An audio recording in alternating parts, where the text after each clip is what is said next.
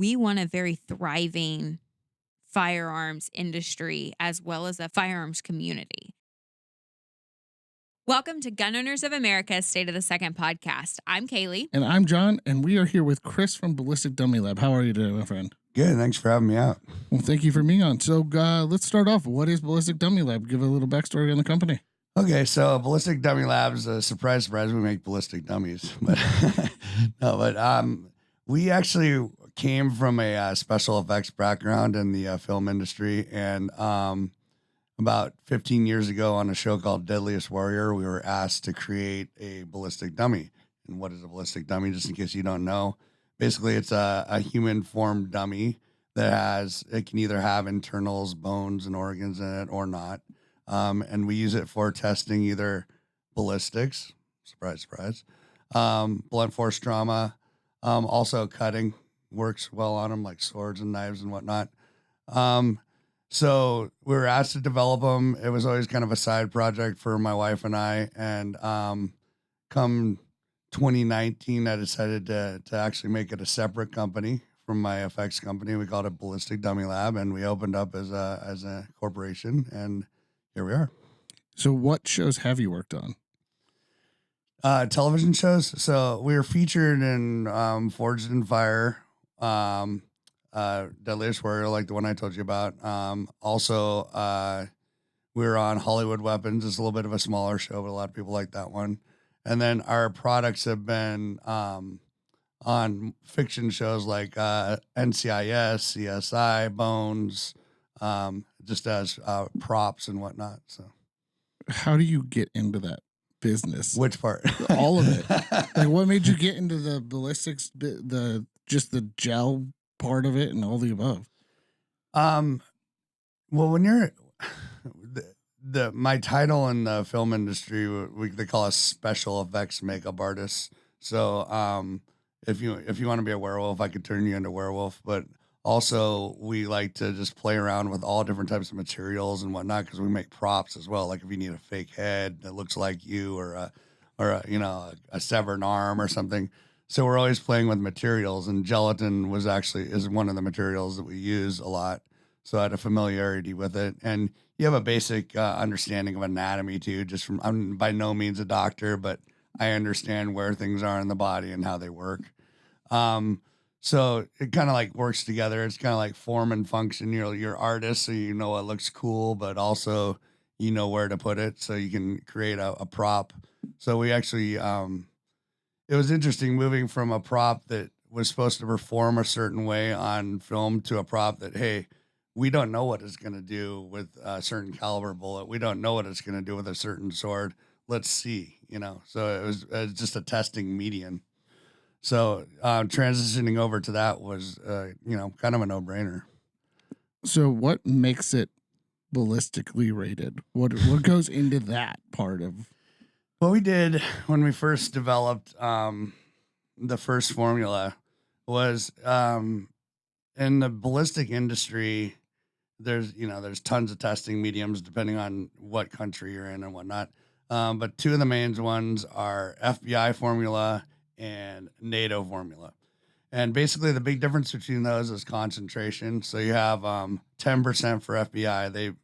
They believe that that's the best. And then the NATO believes that 20% is the best. For pure stability issues, 20% is much more. It's much more shelf stable than 10%. So we decided it would do a lot better with the internals in it and whatnot. So we decided to go with the 20% for building the bodies. We designed it that way purely because it would work better. There's all kinds of controversy out there as to what's the ultimate, testing median and whatnot.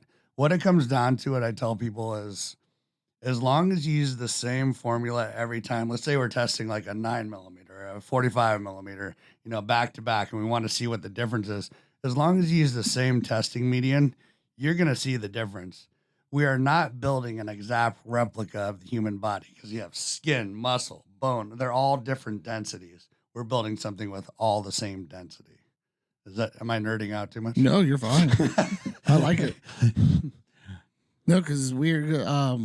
because everybody on the firearm side knows the FBI testing protocols. A lot of them, if you're deep diving the ammo, they know the protocols of, so what is it, 4 layers of denim over the ballistic gel, and it's got to have X amount of penetration. And you guys have this product that's more realistic to what would actually happen when these rounds hit it. So a lot of people are like, well, what actually goes into this? Because nerding out is what we do. Yeah, I mean, obviously, it's for us, it's a lot of fun, or else I probably wouldn't be doing what I do. But I enjoy just we came up the current formula we have is a little bit of a tweak on the original formula, mostly to make it more stable. We also have a synthetic formula that is it's not made out of organic materials, so it has no shelf life. But they have very similar properties. I mean, we can get into what the differences is between them. I don't know how interested people are in that, but they're both around the 20% mark. So, what do you guys put? So, you guys are building these dummies. They're very anatomically correct. Thank you. So, what do you use for the materials inside, like the bone and things like that? Same thing with the bone and the organs. Basically, what we did is we one of the guys on Deadliest Warrior is a biomedical engineer, so I was able to pull some data from him, and we went out and tested different resins on the industry for making the bones, because that's something I'm familiar with, is how to cast resin and whatnot. And we came up with something that had the closest tensile strength and break strength and whatnot. Is it exact? Well, it comes down to the same thing. Like, you don't have the same bone density as me. And, so everything's a little different. It's just more of an average of what it would be. So that's how we came up with those. So you have a very interesting background in creation, because you're, correct me if I'm wrong, more of an artist first. Yeah, I mean, that's how I started. I'd aesthetically, when you're building something for a film, you're more interested in how it looks and how it's going to perform a certain way than, the science behind it. It's kind of like a mad scientist. You could just kind of throw in things together and see what sticks. Yeah. So I think it's really cool because, it's a very creative product.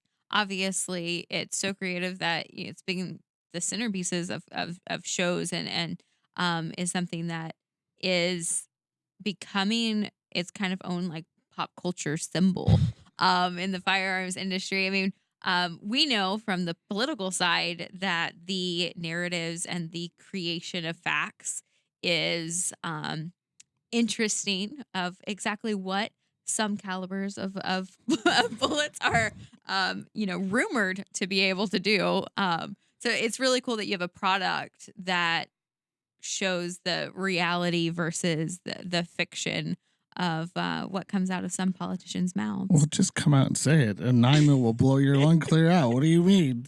I think you proved that one wrong real quickly. I mean, maybe in a squirrel or something. That's something I was really interested in. When we first started testing everything, I would actually had the pleasure of being 5 miles from Taran Tactical. So he was super nice about always letting me come over and test things out and try different calibers and do some videos together. I was very interested in, we would put cardboard behind them to see, like, if you shot it with a 9 and it went all the way through, to see how far it would go through the cardboard. But I was really interested in, the different types of bullets and whether they would expand or not expand. And some of the holes from, a bullet that you think would do some major damage, there's little tiny holes. Granted, it'd still do some major damage inside you, but it was interesting to watch. Like in a movie, you think somebody gets shot with something, they completely explode, but not necessarily the case, Yeah, so you're telling us that Hollywood doesn't always get the firearms right. Oh, no, I think it's definitely what's going to look cool for the scene more than anything.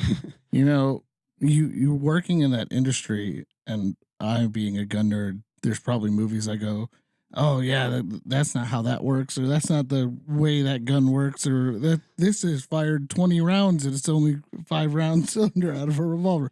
Do you do the same thing for special effects things? Do you go, well, that's not how that works. That doesn't look right.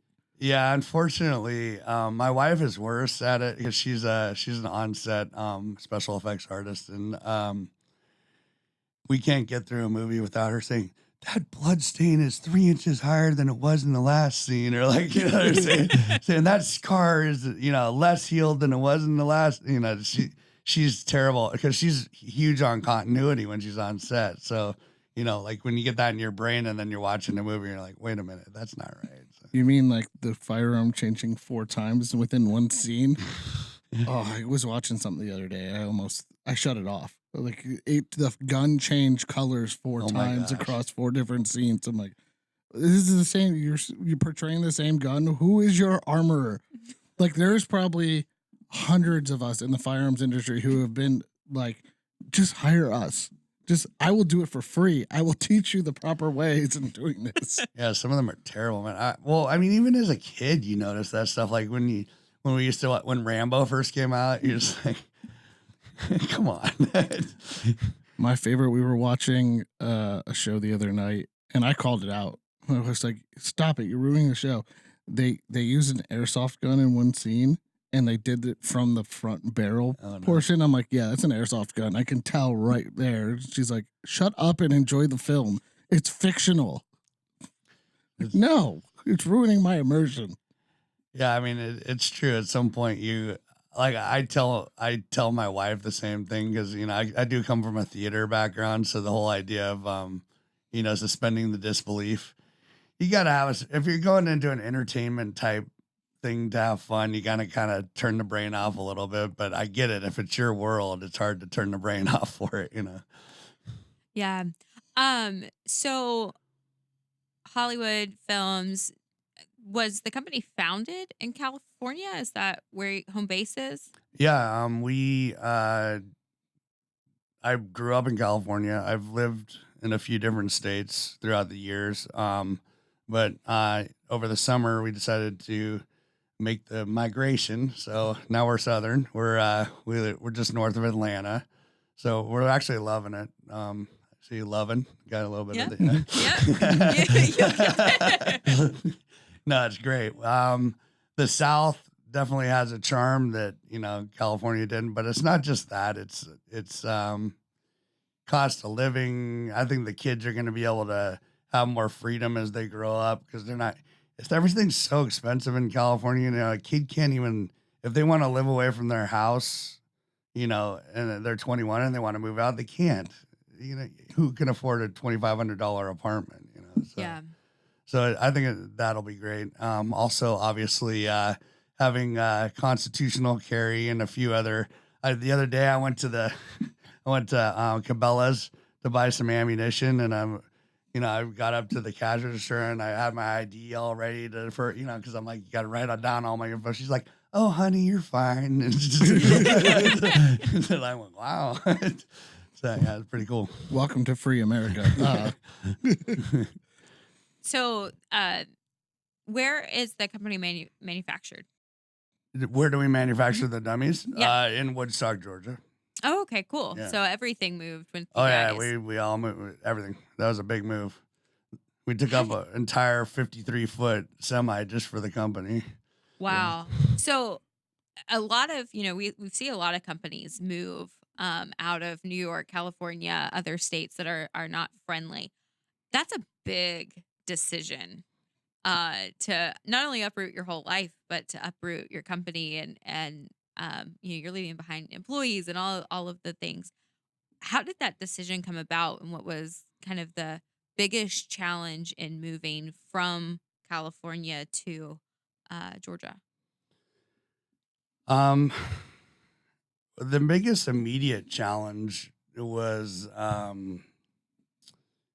financial, honestly, because even though you're going somewhere where you're going to spend less money, it costs a lot of money to move. And then because we have a family of 4, moving a family of 4 plus an entire business. You're going to be doubling up on housing costs for a couple months because you got to overlap stuff, doubling up on shop costs. So that was one of the bigger hurdles. Deciding to move honestly has been kind of a 10-year in the work decision that my wife and I have been talking about it, talking about it, talking about it.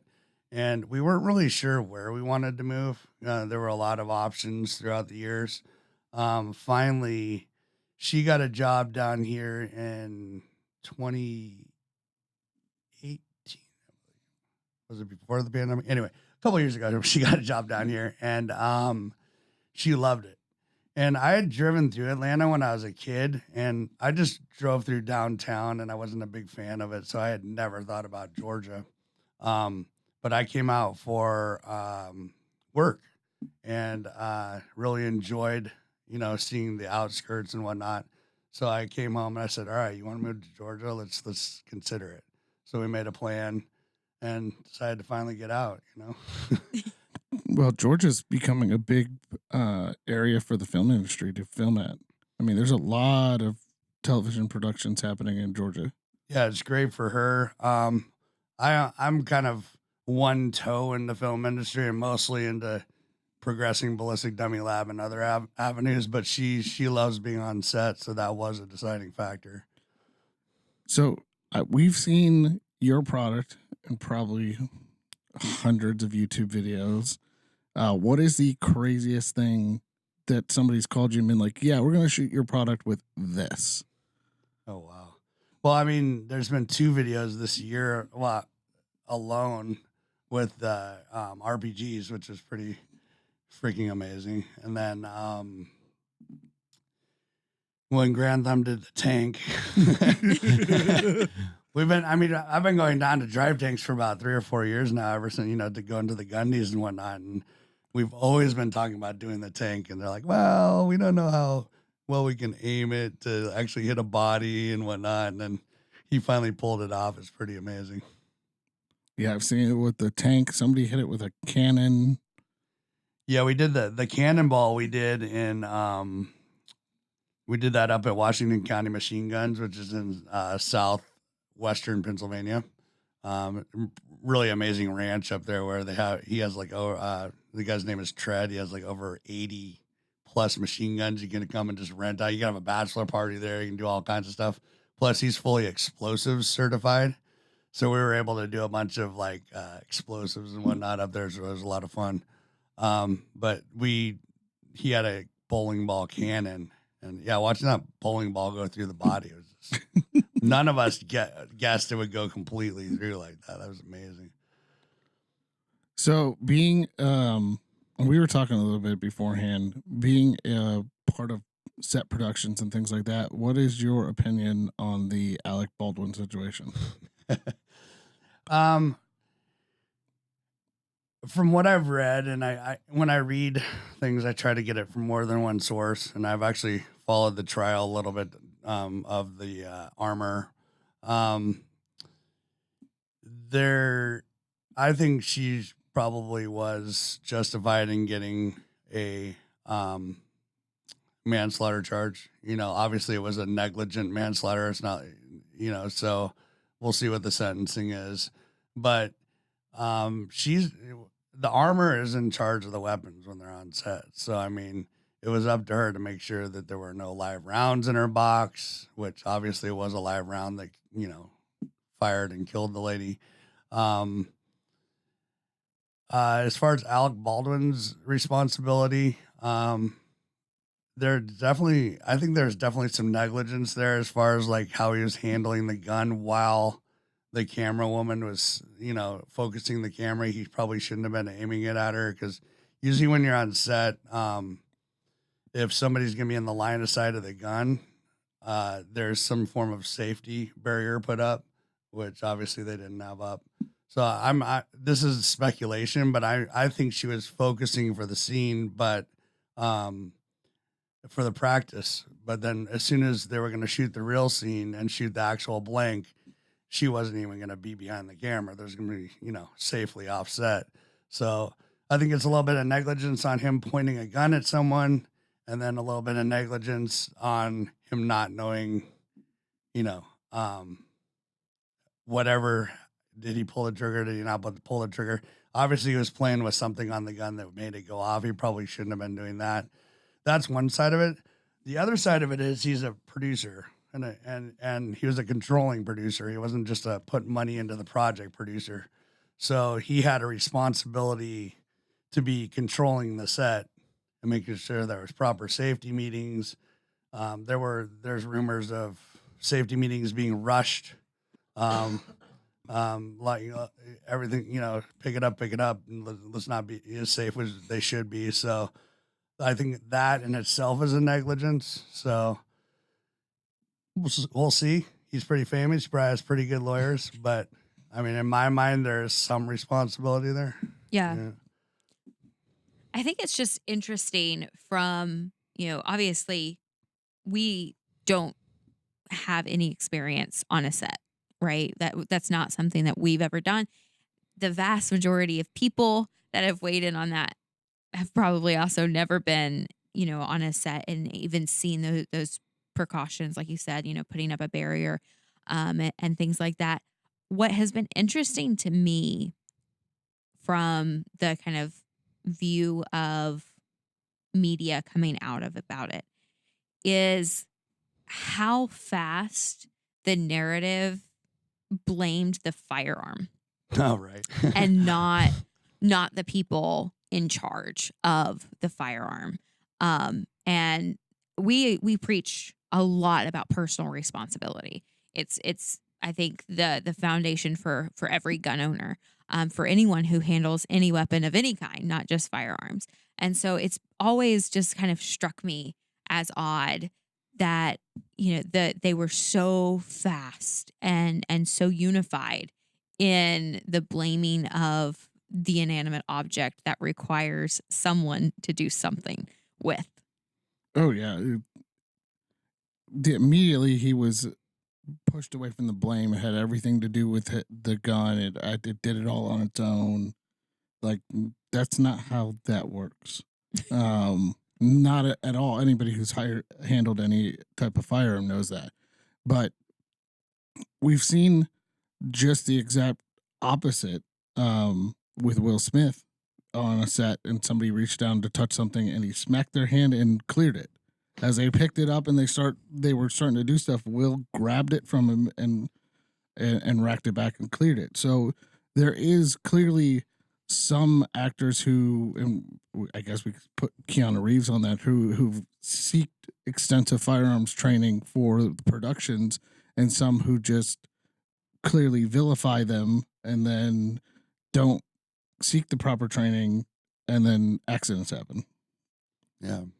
I mean, I think that what Taran does for the actors is amazing. I mean, I've seen it firsthand, and it's really cool to see these actors going through live fire situations, so they know what that gun does. They all have a big respect for those guns. And I can't remember his name for the life of me, but I had the chance to work with the Taran's equivalent in the UK, and you guys know what the gun laws are in the UK. You basically cannot have a gun unless a very special circumstance. But he had an underground range, and he would teach. When I say underground, it was legal, but it was literally underground, and he would teach the actors over there. And I think that's a huge thing for anybody who's going to be handling a weapon on set, especially the arm. Obviously, the armor had been around things. She was just being irresponsible.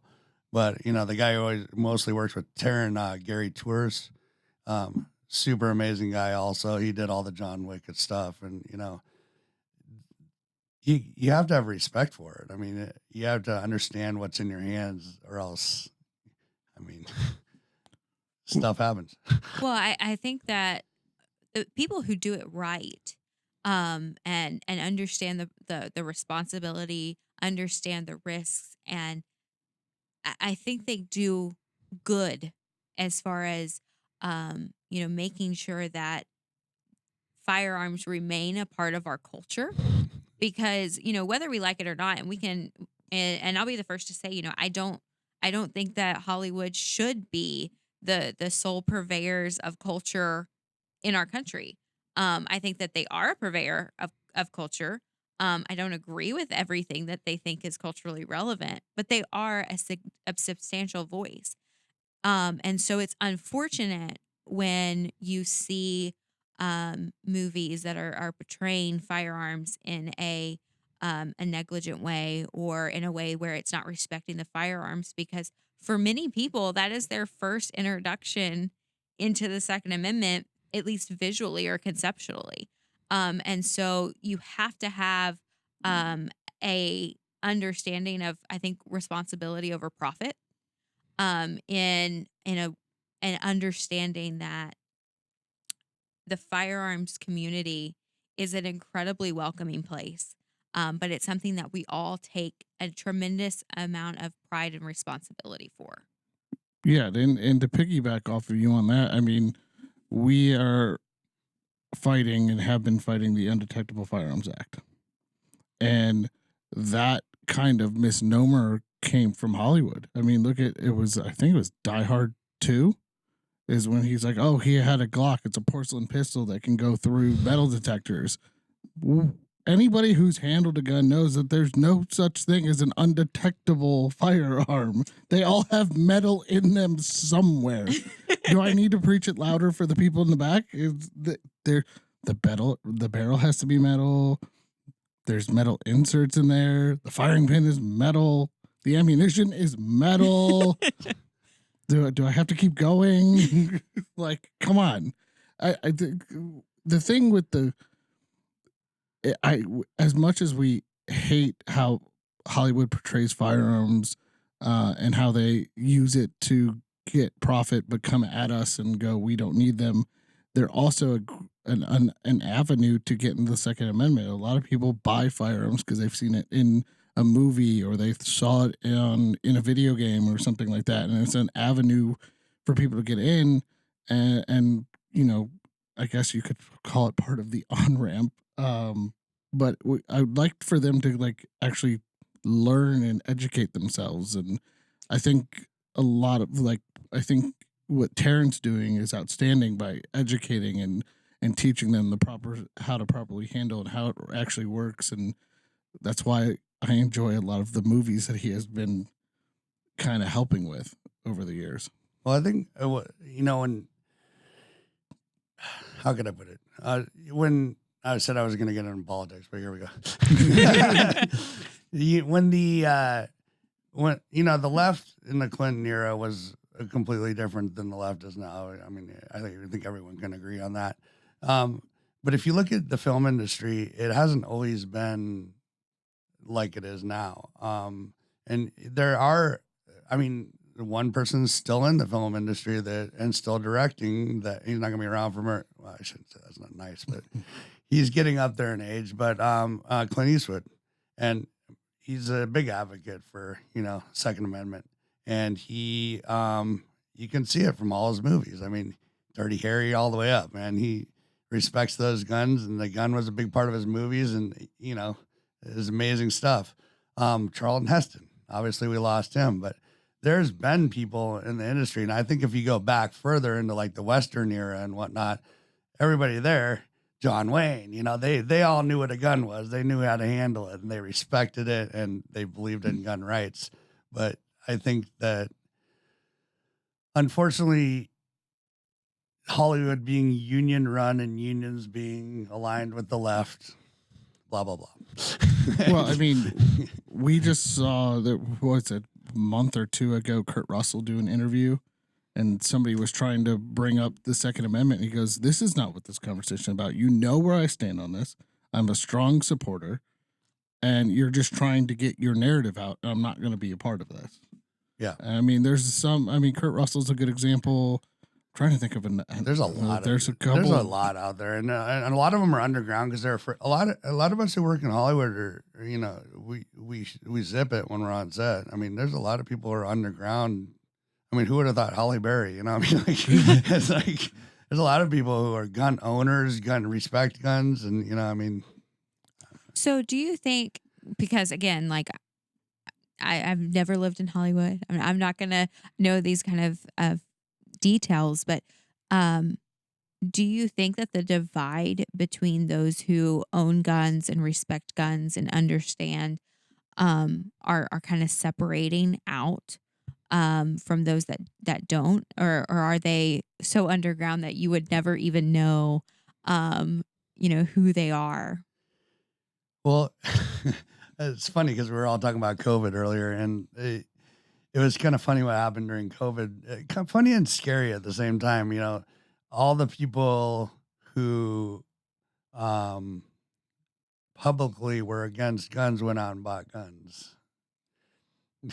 in where I lived, I don't know. Yeah. When we were in Southern California, I don't know how it was Oh, it was out like, here and whatnot, but it was the weirdest thing, man. It was Well, I think that we saw a lot of new gun owners that didn't expect to see themselves become gun owners, Right. Yeah. So I think that was a nationwide phenomenon, but it is. I do wonder if those people who bought guns are still how public they are in their fight against the very thing that they now participate in. I mean, if they were, then we could come up with names for them. well, I mean, I was in sales in the industry at the time of COVID, and I remember very distinctly going to shops to go drop off orders and do stuff, and there'd be nothing. I mean, we saw millions and millions of people get into the gun space during that time, and tons of new gun owners. Were probably the largest increase in gun ownership in U.S. history.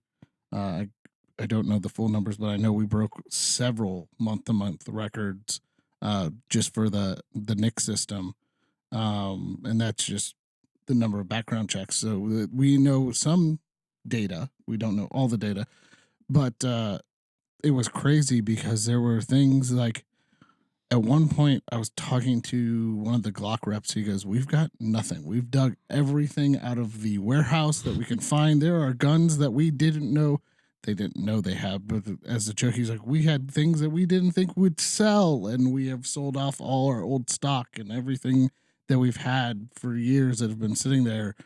And it was a phenomenon for the industry. It was a great time to in the industry and on the sales side, but and we've seen that the trend unfortunately drop downward. But I'd love to see that continue to grow and break record numbers every year and every month. As we continue to grow the Second Amendment, I think a lot of people saw that they took the initiative to put their own safety in their hands, and they made an investment in themselves. I'm sorry, I didn't mean to. Yeah, no, you're good. Is there any data on the amount of people who? I mean, that'd be tough data to Roughly, source. Like the people who bought it and kept it, or like that data. I don't think we have that data who bought it and kept it, but the data states it was somewhere upwards of 10 to 20 million new gun owners. It was insane. And that I'm guessing that that's all related to the ammunition shortages. Yes. But now, what's the new thing? Like, I've been hearing rumors about the new ammunition problem. Can you fill me in on that? Or did you guys already talk about that? No. So I have a friend who works for an ammunition company.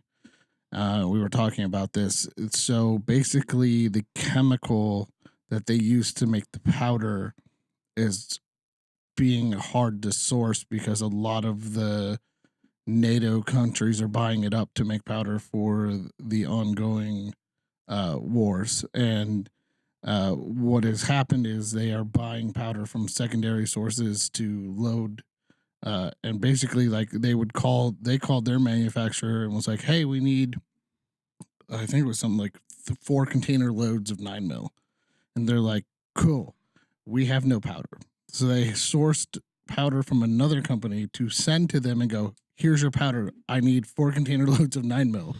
And that's right now it's a powder shortage. I'm hoping not to fearmonger or do anything, but I'm hoping that we can get that going and through. I mean, back in 2020, there was, besides the new gun owners buying up ammunition and increasing that, we did see some other issues, like the company that does.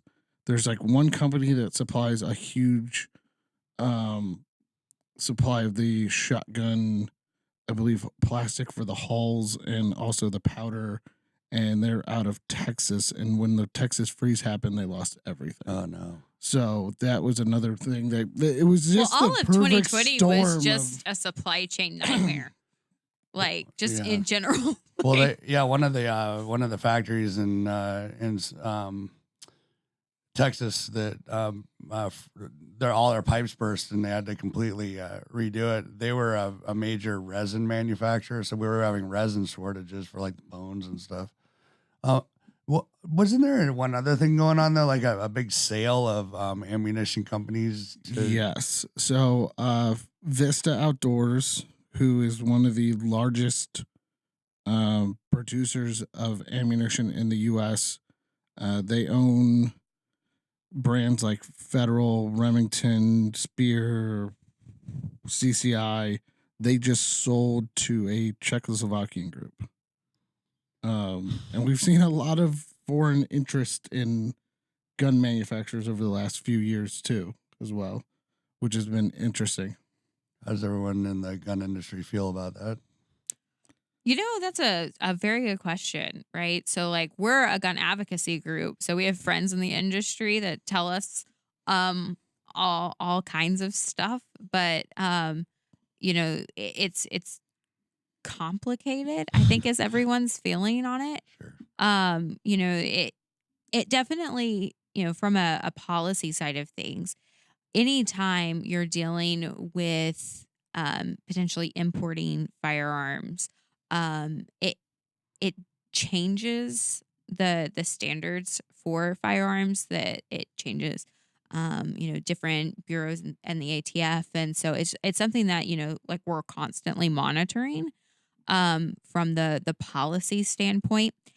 It's it's complicated, right? Because you know we want a very thriving firearms industry as well as a firearms community. Mhm. And you can't have one without the other. Like anybody that wants to separate and say, you know, like I don't know why you all spend so much time talking about the industry or with the industry. And it's like because the industry faces a level of regulation that trickles down to you, the end consumer, Mhm. right? Like if they can't import a firearm, it's not on shelves and you can't buy it. So whether you think or don't think that the issues facing the industry matter, it matters. Like everything is connected. So it's I don't know that anyone will ever truly understand like the effects when companies change hands or when new regulations you know come in. I mean, I think that we see it in other industries. You know, That's what I was going to bring up. I mean, do you think we have the same dangers as moving steel across, to another country, or moving any of our other industries like electronic components that we saw during COVID? I mean, could you run into some of those same dangers with? I think any time that you I do think that anytime you are in a situation where you're reliant on someone else in a different political system, um, it can cause issues. It doesn't mean that there'll always be issues, but I think you're seeing that in the way that companies like Canic are opening up manufacturing facilities, you know, in the United States, because they want to make sure that they can still service the market, right?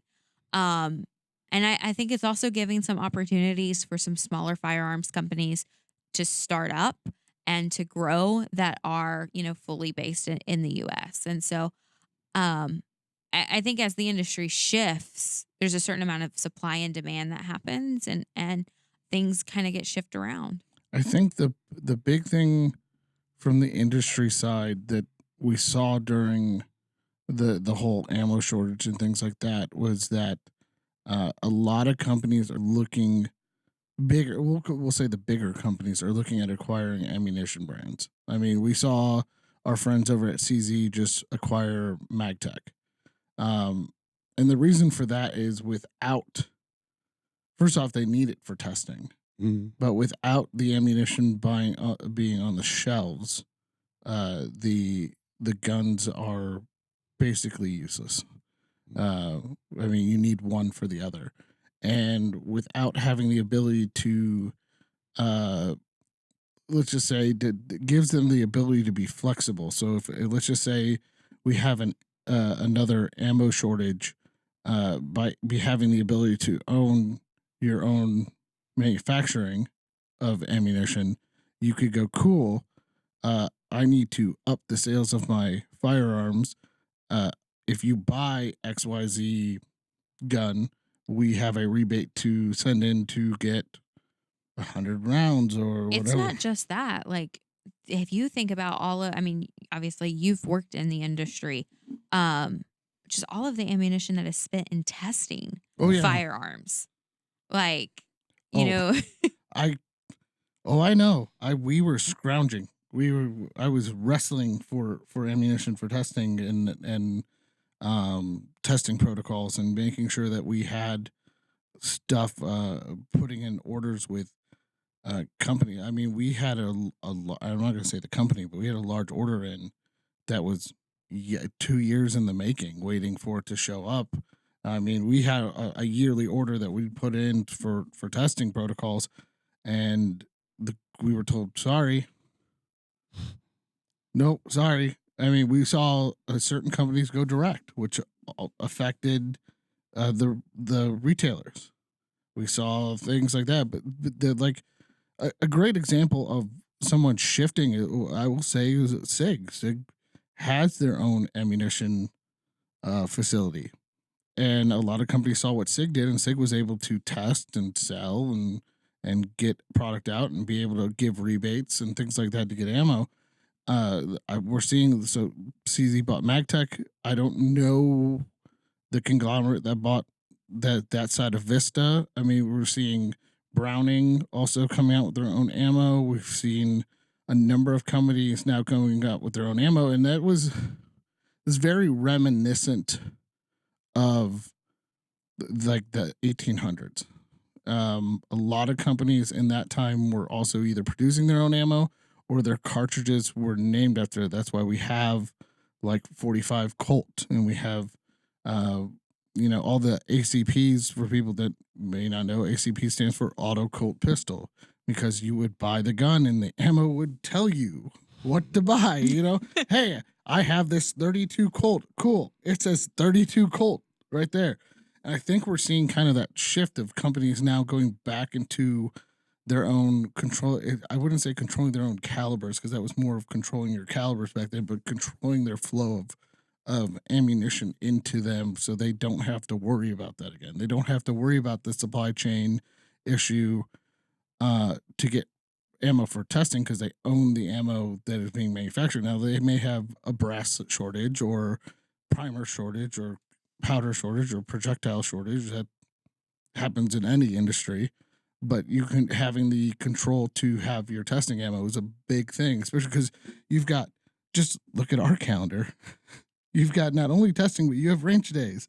Without range days, you don't sell your product. yeah. No, I agree with that. So to change subjects quite quickly, I would be so disappointed if I didn't ask this. So obviously everyone's super familiar with your products if they have opened YouTube or Rumble in the last, few years. Like it's the greatest hits. Um what has been the reaction on the consumer side? Like, I mean, I've seen t-shirts with like your stuff on it and memes galore, and like how does it feel to be like in that pop culture moment? I'm, in a generation where we've seen so many different types of advertisement, and I fought against the influencer market for a little bit, and luckily I had some young blood in my shop during COVID. I'll name him because Weston, he helped me out a lot back then. He really talked me into getting in with the influencers and whatnot, and I pushed against it because I didn't like. I love the ones I work with, but there are some that I didn't like how they did business, so to speak. But it's been the best thing for us popularity wise. I mean, it was weird as it started to catch. I would go into the bank or something, with a check or with my hat on. They're like, "Oh, Ballistic Dummy Lab, that's on Grand Thumb," or "Oh, Ballistic Dummy Lab, that's on Kentucky Ballistics," or even the UPS guy, "Oh, this is going to Kentucky," So it's so weird to have that happening now. But I mean, obviously, it's been great for business. They all have a lot of followers and whatnot. Now, the everyday consumer isn't going to go out and buy, a torso and whatnot, but we do have, lower end items as our heads and hands, and now we have rabbits. Everybody go check out our rabbits.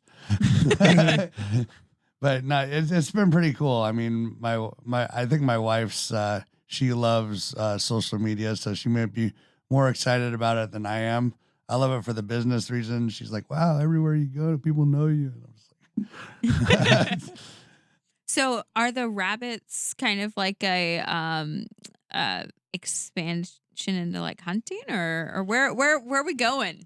Okay, so full transparency. The rabbits were being designed last year, and they were meant to be a release for Easter. But since we make everything in house, we literally make the molds. We make everything ourselves. It didn't quite happen in time, so I told everyone, okay, we're gonna release them next year for Easter. But I said, hey, you know what? Instead of just releasing a jelly rabbit, let's do internals and everything. So because other people have jelly rabbits, but so we came up with the whole bone structure, and you can get it with bones. You can get it with bones and organs, and the organs actually bleed, so it's kind of cool. So it's a spring release. It's more of a fun product, yes, for hunting. We did just come out with a bear head, Vortex Optics commissioned us on that one to build a bear head because they were testing bear defense rounds.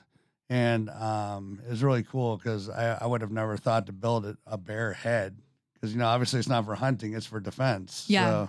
So, but it gave me some ideas to come up with our defense rounds testing because everyone's like, build hunting things. And hunting things are cool, but where you shoot an animal for hunting is a very specific part, and you wouldn't want to make an entire ballistic deer, So we have ideas. I won't spill them right now, but we do have ideas for hunting products. But I'm liking the defense realm right now. It's kind of fun. Very cool. Yeah, because that'd be cool. When you said rabbits, the first thing I thought was, oh, all the guys who want to test their rabbit hunting loads now Right. have the ability to see what they actually do before they go full into it. I think I will say this, the coolest thing I've ever gotten, I believe it was from you.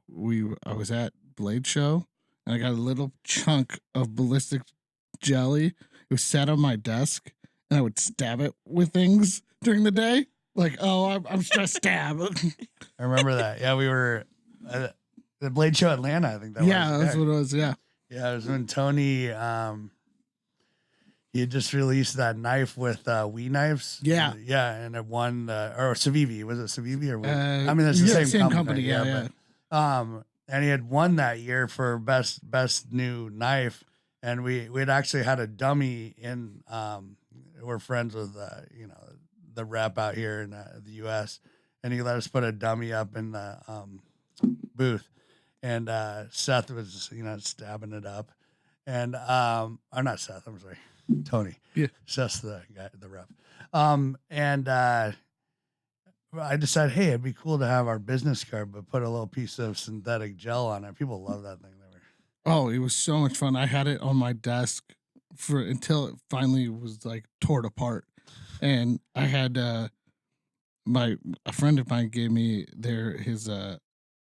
they came out with a stabby Sharpie. And people don't know, it's G10 I know what you're instead of talking Sharpie. about, yeah. So like I was sitting there at my desk going, okay, stabby Sharpie. And then I put it into my pen holder, like the Sharpie, and somebody went to go write with it and ripped up what they were writing. And they're like, why do you have this? I'm like, don't ask questions. Why don't you have this? No, but I was just seeing what it would do. I'm like, oh, this is cool. Yeah, those are pretty gnarly. Yeah. They were. I was impressed with those. But yeah, I mean, hey, maybe we need to come up with desktop stress relievers. Yes. Yes. Yes. I think you would sell a significant amount. I mean, yes. I had so much fun doing that. Like stressful day. Okay, stabby Sharpie. So funny. It's like the tactical voodoo doll, like instead Oh of yeah. like Oh, that'd be a voodoo doll. There you go. just give GOA like a roundup on the product for the idea. We'll just double brand it, you know. Yeah. we could work on something out on that. Voodoo stress doll just with the stabby Sharpie all day. Just make sure that it's you know. I don't know, we could never mind. No, I don't need any home visits. No. ATF knocking on the door. No, nothing here. No, that was probably my favorite thing from Blade Show. And I bought a few things while I was at Blade Show, but that was one of my favorite things to bring home because I was able to just, it sat there for a long time until I destroyed it. And I stabbed it with a few things, maybe. I think I put a paperclip in it one time just to see what would happen. And that was our synthetic gel. So it doesn't. The cool part about that is, like as you saw, you can just let it sit and it doesn't go bad. Our organic gel, over time, it'll shrink, and then there's potential for mold too. But I personally think the organic tests better. Yeah. For bullets and whatnot, just from what I've seen. The synthetic has the same 20% property, but I find it to be a little more rubbery. Yeah. Yeah. Well, I found it weird. I think I cut it the one time and I like pushed it back together. And then I came back and it was like stuck together. Like, oh yeah. I was like, oh cool, it's back together. I don't have to worry about this. Self-healing. It's self-healing. It's like I don't know how, well, I'm going to be dating myself now, but when I was a kid, we used to have these, the swamp thing. Remember him? Yes. There's a character, but you could literally rip his arms off and then they would heal back. It's like, Yes. It's like the Stretch Armstrongs. yeah.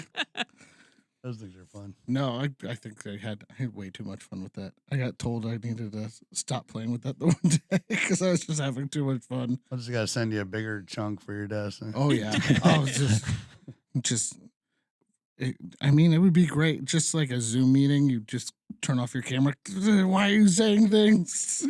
Turn on. Yeah, well, it's a great idea. Let's keep going on this. Oh my goodness. Sorry, we just evolved. No, it was. So we can call it the mental health block. Yes, the mental health block. Everybody's been in a Zoom meeting where they just like want to like scream, so they shut off their camera and mic. Yep. Now think about it. You could shut off your camera and mic and just start stabbing a gel block on your desk. Just imagine. Now, again, make sure it's office appropriate. Could you imagine just like walking by somebody's office and you know they're in a meeting and you just see them go, ah! And you're like, what is happening? Oh, that meeting's going bad. It's going poorly. Oh my goodness. Yeah, so we can continue with the fourth quarter numbers. My God. Oh my gosh. I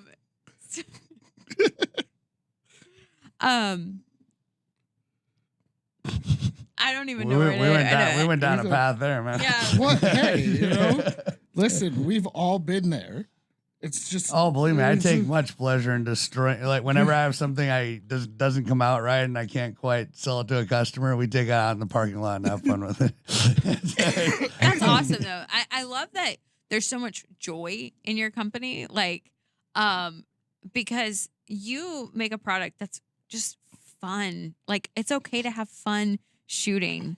And a lot of the content, especially from the content creator side, is just fun and entertaining to watch. And I think sometimes we get so serious in the firearms industry that we forget that like shooting is fun and it's okay to have fun.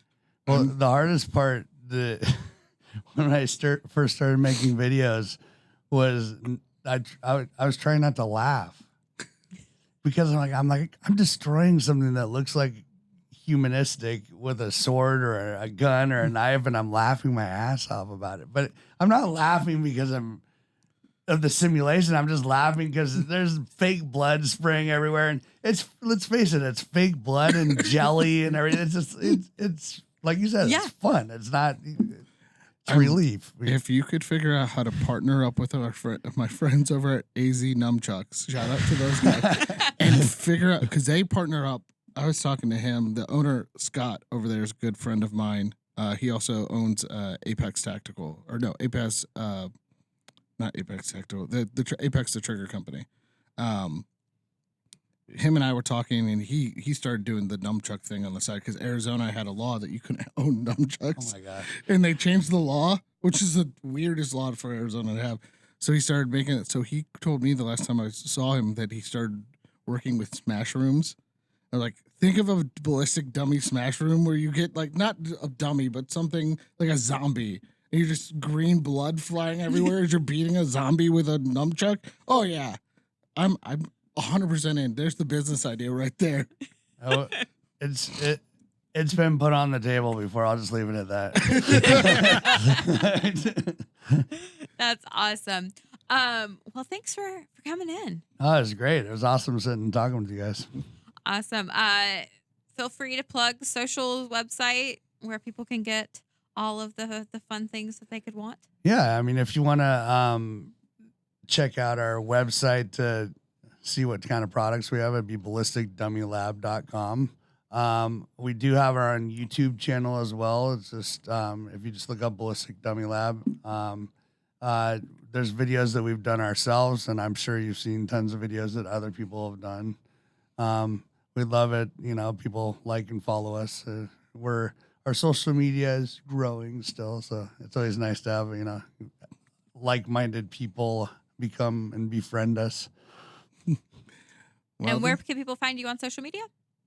Oh, I'm sorry. So we would have our YouTube channel. We're also on Instagram, just same Ballistic Dummy Lab, and we're basically on everything. We're on X. We're on TikTok. And it's all just under Ballistic Dummy Lab. So, Awesome. Yeah. Awesome. So guys, make sure to like, share, and subscribe. Hit the little bell for notification.